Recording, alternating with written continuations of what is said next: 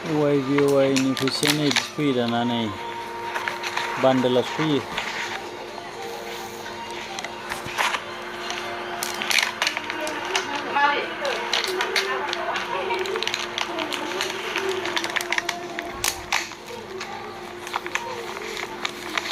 Direct आमेरिकानिफ्राय फैदों बियो YBY नि फैसाया नै बान्डोलावसो बोननानै हरो दानिया। गैला 40,000 दं बेयाव 40,000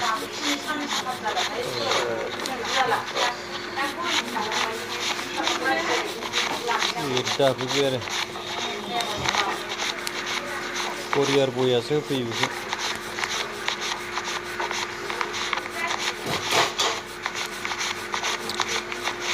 गैला बुंदोंमोन मबाइलाव मोनला दानिया डाइरेक्ट न'आवसो होफैयो आखाइजों आखाइसो YBY नि फैसाखौ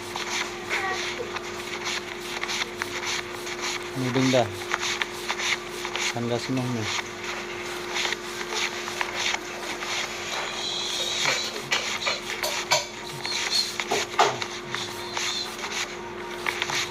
$40,000 गांसे बाराबावसो नै 40,500